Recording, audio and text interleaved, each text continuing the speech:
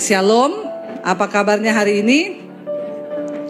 Luar biasa. Ini suaranya kok bergema sekali ya. Tes 1, 2, 3, 3, 2, 1. Tes 1, 2, 3, 3, 2, 1. Baiklah saudara, hari ini tema firman Tuhan adalah kemenangan yang mengalahkan dunia. Kita merayakan Paskah, kebangkitan Kristus hari ini. Berapa banyak yang percaya Yesus bangkit? Ya, kita semua percaya bahwa Kristus sudah bangkit bagi setiap kita, dan itu artinya kemenangan Tuhan beri bagi kita.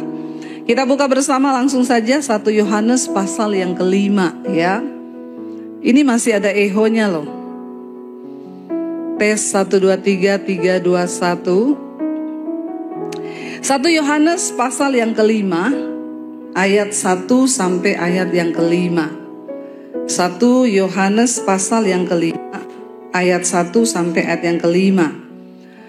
Firman Tuhan berkata, kita baca ayat yang pertama saudara, 1, 2, 3. Setiap orang yang percaya bahwa Yesus adalah Kristus, lahir dari Allah, dan setiap orang yang mengasihi Dia yang melahirkan, mengasihi juga Dia yang lahir daripadanya.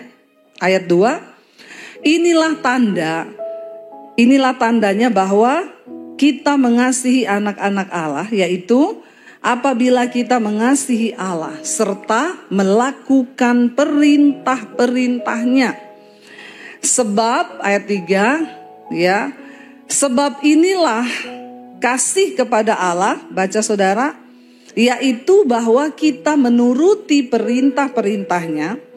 Perintah-perintahnya itu tidak berat, sebab semua yang lahir dari Allah mengalahkan dunia. Dan inilah kemenangan yang mengalahkan dunia, iman kita. Siapakah yang mengalahkan dunia selain daripada dia yang percaya bahwa Yesus adalah anak Allah? Berapa banyak dari kita hari ini yang percaya Yesus adalah anak Allah? Lambai tangan. Ya, kalau saudara tidak percaya pulang saja. Berarti saudara salah server. Saudara, setiap kita yang mengaku percaya kepada Kristus, kita harus percaya bahwa Yesus itu adalah Allah yang turun ke dalam dunia. Alkitab berkata, Dia datang kepada umat kepunyaannya. Dulu Tuhan hanya menampakkan diri di gunung-gunung, bahkan tidak berwujud. Ketika Musa berjumpa dengan Tuhan, dia hanya melihat api. Ya, bahkan Elia melihat Tuhan lewat hanya berbentuk angin. Tuhan gak pernah menyatakan dirinya dalam bentuk sesuatu. Tapi Tuhan tahu bahwa manusia itu butuh figur. Saudara disuruh mempercayai yang gak ada gambaran atau gak ada figurnya, saudara susah atau susah?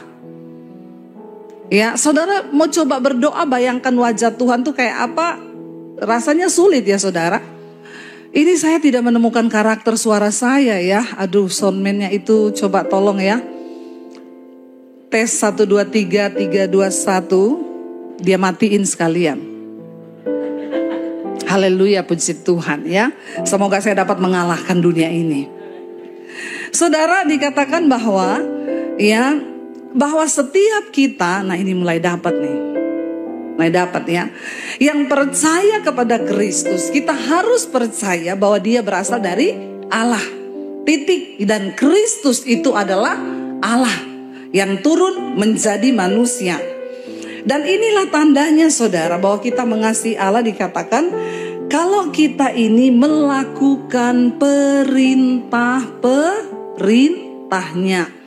Banyak orang berkata hanya percaya kepada Tuhan. Saya berulang kali mengingatkan kepada setiap kita jemaat Tuhan.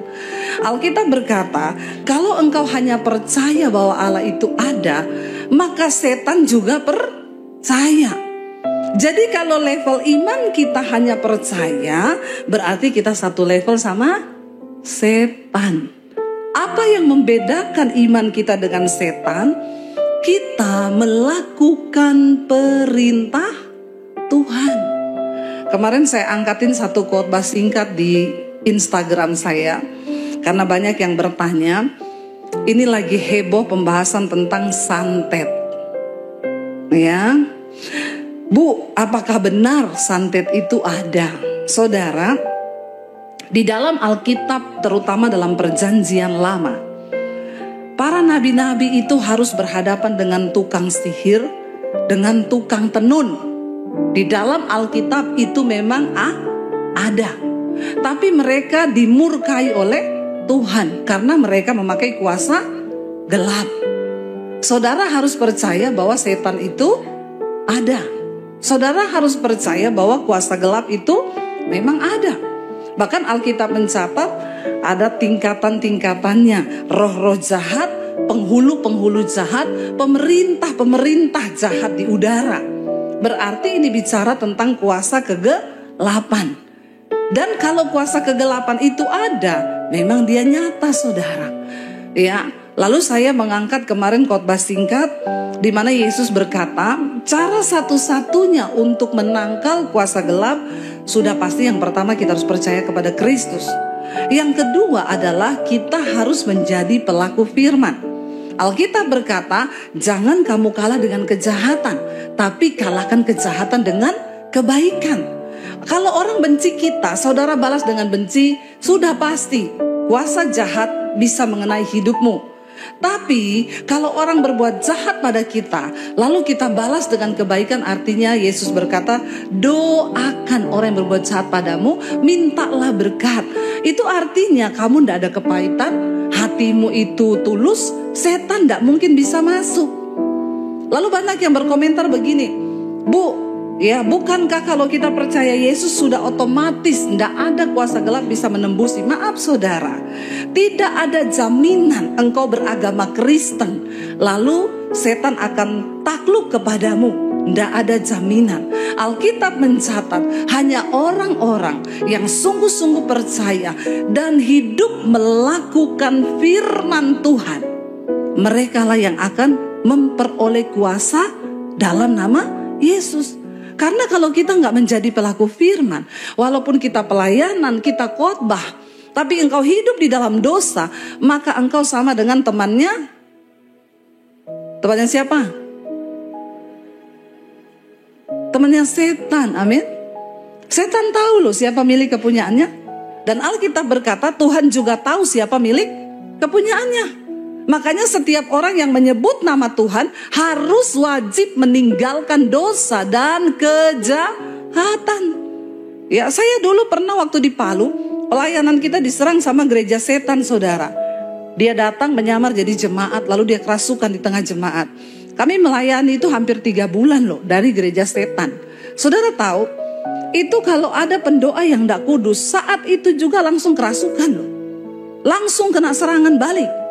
Ya, ada teman kami, dia tuh ya pelayanan di gereja tapi agak-agak tulang lunak. Ya, cucok meong, ya. Ikut-ikutan nengking, saudara. Kita lagi doa peperangan, dia datang. Langsung masuk ke ruangan, nengking dalam nama Yesus, dalam nama Yesus. Langsung saudara yang kerasukan lihat dia terus ngomong gini, kan kamu temanku. Ayo. Langsung kita suruh, mending kamu cepat-cepat pergi daripada kamu juga kerasukan di sini. Lo setan tahu.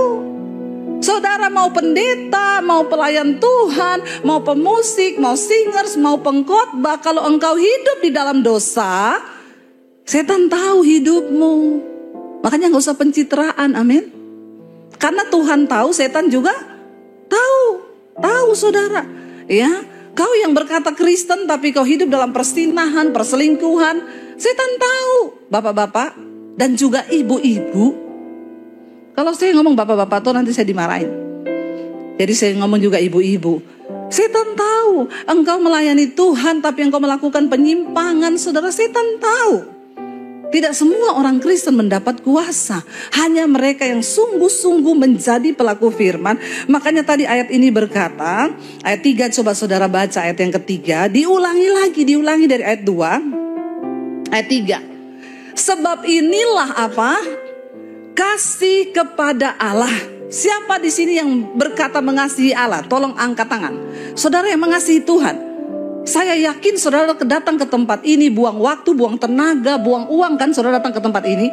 Itu tanda bahwa kita mengasihi Tuhan.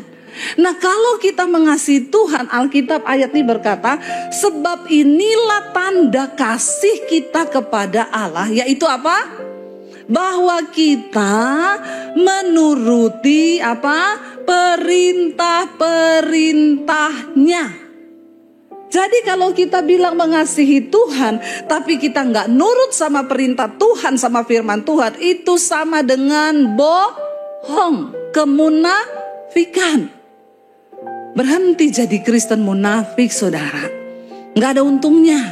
Ya, dikatakan kalau kau berkata bahwa engkau mengasihi Tuhan, maka ini buktinya engkau menuruti perintah-perintah Tuhan.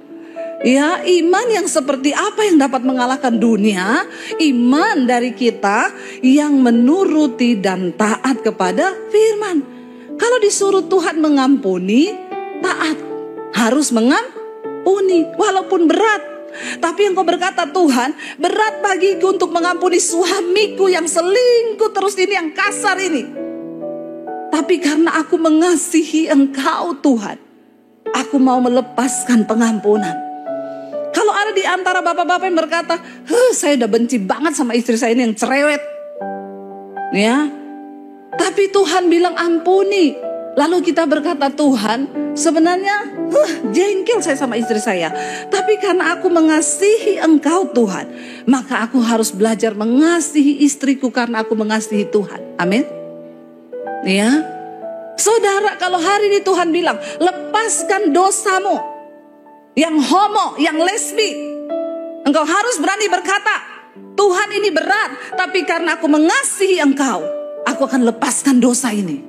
Katakan.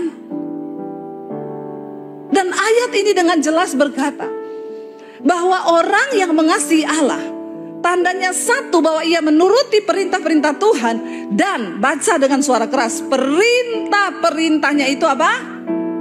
Tidak berat.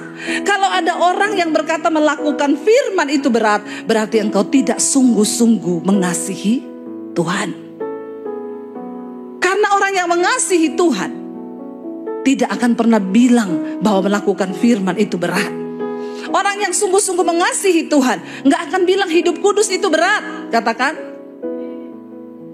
Hanya orang yang sungguh-sungguh mengasihi Tuhan yang mudah untuk melakukan firman, karena kasih kepada Tuhan tidak dapat dikalahkan oleh kasih yang lain-lain yang saudara. Termasuk ketika Tuhan engkau suruh mengorbankan hartamu. Termasuk ketika Tuhan suruh mengorbankan apapun yang kita miliki. Kenapa saya rela meninggalkan keluarga saya ketika saya disuruh memilih Yesus atau keluarga? Karena aku mencintai Engkau Tuhan. Bukan tanpa air mata, dengan berderai air mata. Tapi aku menunjukkan bahwa aku lebih mengasihi Tuhan dibandingkan segala-galanya. Saudara, kalau hari ini engkau tidak bisa melepaskan kasih akan dosa, engkau masih hidup dalam kenajisan, kepahitan, atau apapun itu pertanda bahwa engkau tidak sungguh-sungguh mencintai Tuhan. Ayo kita belajar mengasihi Tuhan. Nah sekarang saudara, mungkin ada yang bertanya, kenapa sih kita harus mengalahkan dunia? Emang dunia itu apa? Kenapa iman kita harus kuat untuk mengalahkan dunia? Dunia ini satu-satunya yang bisa menarik engkau jauh dari kasih karunia Tuhan. Mari buka bersama 1 Yohanes pasal yang kedua, ayat 15 sampai 17. 1 Yohanes pasal yang kedua, ayat 15 sampai dengan ayat yang ke-17. Firman Tuhan berkata, saudara, baca sama-sama 1, 2, 3. Janganlah kamu mengasihi dunia dan apa yang ada di dalamnya. Jikalau orang mengasihi dunia, maka kasih akan Bapa tidak ada di dalam orang itu. Sekalipun kita berkata kita mengasihi Tuhan, kalau kita mengasihi dunia ini, maka kasih akan Tuhan tidak ada dalam hidup kita. Ayat yang berikutnya berkata, apa sih yang ada dalam dunia, saudara? Baca bersama dengan suara yang keras. Sebab semua yang ada di dalam dunia, yaitu apa? Keinginan mata serta keinginan daging dan keinginan mata serta keangkuhan hidup bukanlah berasal dari Bapa, melainkan dari dunia. Dan ayat yang ke-17 berkata, Dan dunia ini sedang lenyap dengan segala keinginannya. Tetapi orang yang melakukan kehendak Allah, yang melakukan firman Tuhan, tetap hidup selama-lamanya. Dunia sangat berbahaya bagi iman Kristen, saudara. Kenapa? Karena ternyata dengan jelas ayat 16 tadi berkata, sebab semua yang ada di dalam dunia, ada 3 hal yang ada dalam dunia. Tolong saudara catat baik-baik supaya saudara tidak gagal fokus dalam dunia. Yang ada di dalam dunia dikatakan yang pertama adalah apa? Keinginan daging, keinginan mata, dan keangkuhan hidup atau kesombongan. Apa itu keinginan mata? Jelas sekali Galatia pasal 5 berkata, ya, sebab keinginan daging itu telah nyata, yaitu percabulan, kenajisan, hawa nafsu, nafsu jahat, iri hati, kebencian, dendam, keserakahan, amarah, pertikaian, percederaan, roh pemecah, dan segala macam kejahatan itu ada di dalam daging kita. Mengapa kita perlu iman yang kuat untuk mengalahkan dunia? Karena yang pertama yang ada dalam dunia adalah keinginan daging. Daging ini fana, tidak kekal. Tapi daging ini bisa menyeret kita dan bisa menggugurkan iman kita. Makanya Yesus berkata di hari-hari yang terakhir nanti ketika Yesus datang kembali ke dunia ini, Dia akan bertanya, adakah iman aku dapati? Iman yang bagaimana? Iman yang mengalahkan dunia. Jangan biarkan kedaginganmu, saudara, menyeret engkau untuk meninggalkan kasih karunia Tuhan. Kedagingan, kecemaran, kenajisan, perselingkuhan, amarah, dendam, iri hati, kedengkian, ini semua yang ada di dalam daging kita. Dan ini membawa kita kepada kebinasaan. Amin. Anak-anak muda, jangan terjebak dalam pergaulan yang tidak benar. Jaga hidupmu di dalam kekudusan. Orang yang paling bahagia bukanlah orang kaya atau orang sukses. Orang tua, jangan kau hanya memaksa anakmu untuk mengejar kesuksesan yang duniawi saja. Tapi ajarkan mereka untuk hidup takut akan Tuhan. Ya, itu yang akan kita bawa sampai pada kekekalan. Kedagingan ini akan sangat menyeret kita, membawa kita jauh dari Tuhan. Lalu yang kedua, saudara, dikatakan ada apa di sana? Keinginan mata. Kita dikejutkan ya dengan berita-berita. Saya ini meninggalkan tanah air ini hampir 1 bulan. Dan saya mendengar berita-berita di Indonesia ini. Banyak yang terjadi. Pertama kita dikejutkan. 1 keluarga bunuh diri. Ya, anaknya gak mau. Diikat pakai tali, didorong. Lalu orang tuanya menyusul. Kenapa ini semua bisa terjadi, saudara? Karena hal duniawi. Keinginan daging, keinginan mata, terjebak dalam hutang yang banyak. Alkitab bilang kalau kita hidup mencukupkan diri, tidak mungkin kita ini terjebak dalam hutang. Hati-hati, saudara. Pura-pura bahagia itu susah. Tapi pura-pura kaya lebih susah. Katakan amin. Ya, orang berusaha pakai barang bermerek, ternyata utang kanan kiri. Pinjam uang kanan kiri, cicil kanan kiri, buat apa? Nggak dosa kau beli barang bermerek, nggak dosa. Yang pertama pastikan taburanmu lebih banyak daripada keinginan dagingmu, katakan. Tapi biasanya beli barang bermerek itu pelit, nggak pernah nabur.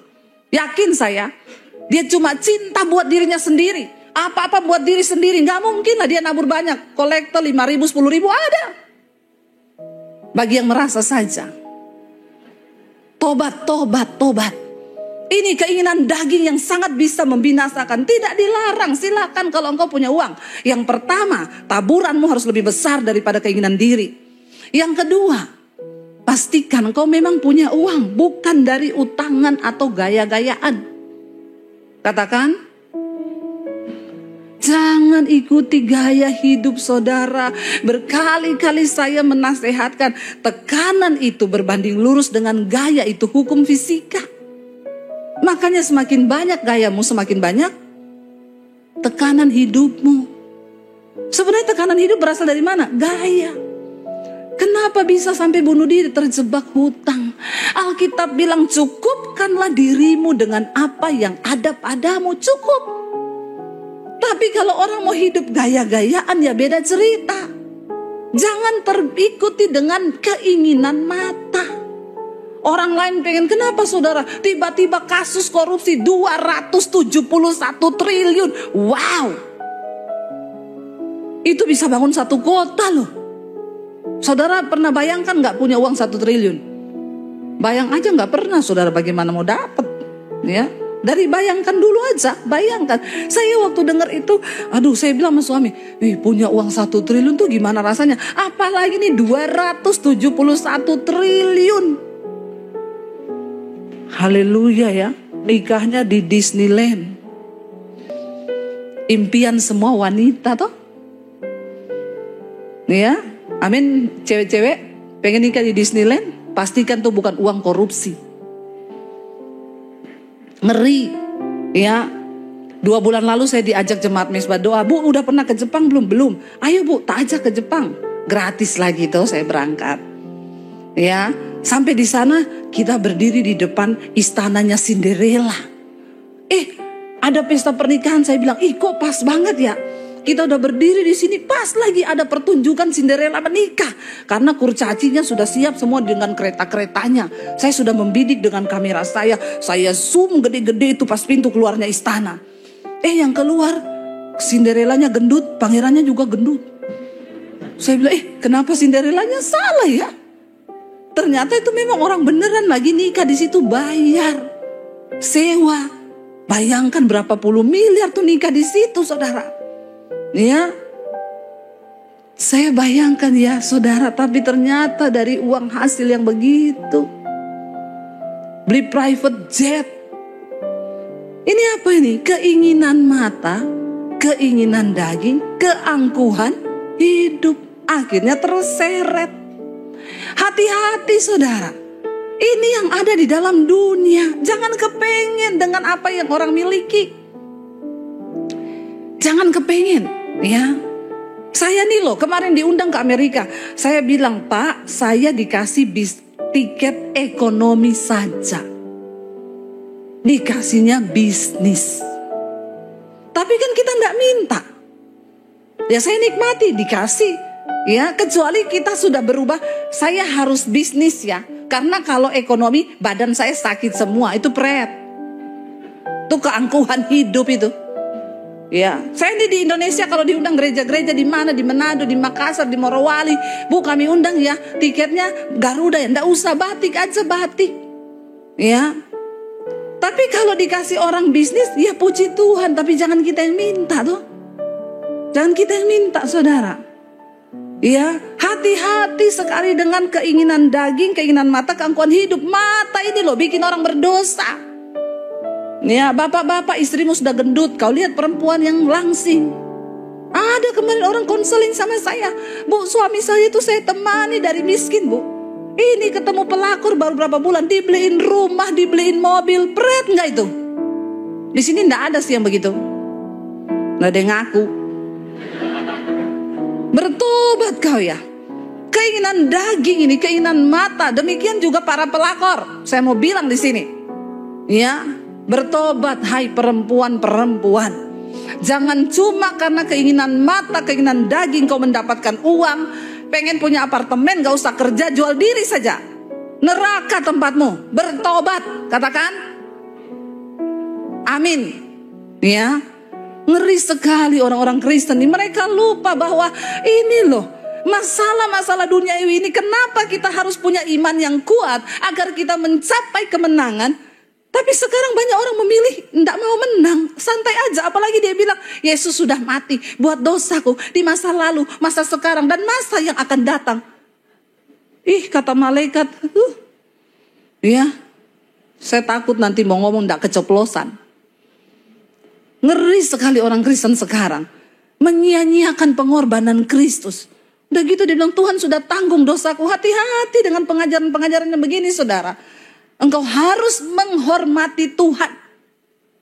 Ingat kisah Daud, gara-gara dia jatuh sama Betseba, dia membunuh suaminya Betseba. Tuhan bilang, karena kau merasa aku tidak melihat dosamu, engkau sudah menista aku.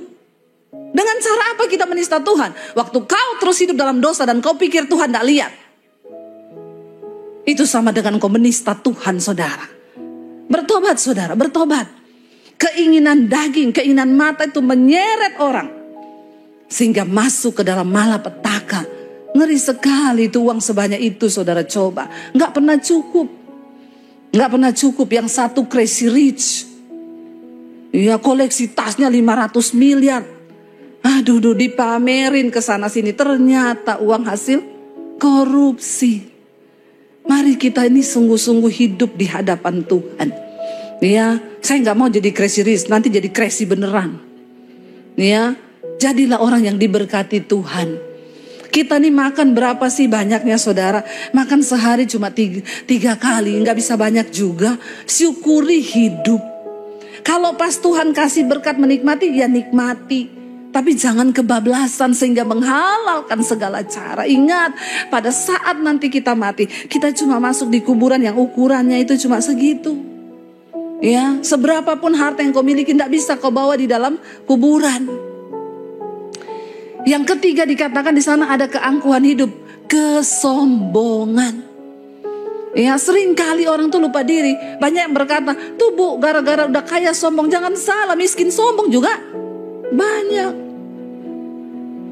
Ya, jadi yang namanya sombong ini memang, saudara, sudah memang bakat dari masih dalam kandungan, sebab kita dikandung di dalam dosa. Ya, tapi jangan sombong. Ingat, kita ini hanya dari debu. Nanti satu saat kita mati semua kembali menjadi debu. Ya, nggak ada yang bisa kita sombongkan. Mari yang kita banggakan di hidup ini adalah karena aku mengenal Tuhan dan Tuhan mengenal aku. Dia memberi aku anugerah keselamatan. Itu yang harus kita banggakan. Ya, jangan bangga kalau kaya, nggak punya Yesus, kau hidup dalam dosa. Ya, kasihan kau di hadapan Tuhan melarat, saudara. Hari-hari ini yuk kita hidup yuk hanya bagi kepentingan Tuhan. Ya, kita hidup hanya bagi kepentingan kehendak Tuhan. Sebab ayat tadi berkata yang terakhir, ya sebab ya dunia ini sedang lenyap dengan segala keinginannya. Tapi orang yang melakukan kehendak Allah, melakukan firman Tuhan, akan tetap hidup sampai selama-lamanya. Waktu kita hidup menjadi pelaku firman, tidak usah takut mati, karena kita ada di dalam kekekalan. Waktu kita hidup dalam kekudusan, tidak ada yang perlu kita takutkan. Loh, saya ini kemarin mau berangkat dari New York pulang. Itu kan perjalanannya kan 12 jam dulu sampai di Doha. Dari Doha kita lanjut 8 jam. Ya, bayangkan baru mau naik pesawat, saya ini buka-buka IG, saudara. Tiba-tiba mata saya tertuju ke satu berita di IG, peramal. Ada peramal meramalkan dalam waktu-waktu dekat ini akan ada pesawat jatuh. Kurang ajar enggak itu berita? Saya baru mau naik pesawat, penerbangan 12 jam non-stop sampai di Doha, lalu lanjut 8 jam. Baca berita, ramalan dari seorang peramal di Indonesia bahwa hari-hari ini akan ada pesawat jatuh. Kira-kira saudara, sebagai manusia deg-degan gak? Enggak ya? Saudara robot ya? Saya jujur deg-degan, saudara. Ya, dalam hati saya, kenapa juga saya baca itu berita tadi? Masuk ke dalam pikiran saya. Lalu turun ke jiwa. Tadi kan cuma di mata membaca. Jangan engkau izinkan masuk ke pikiran.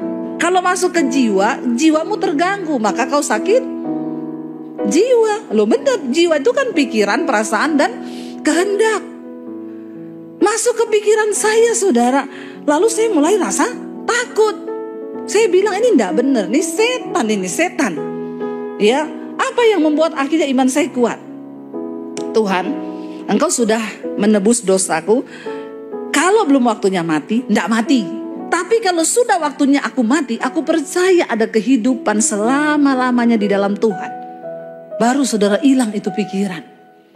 Jadi saya di pesawat tidur nyenyak.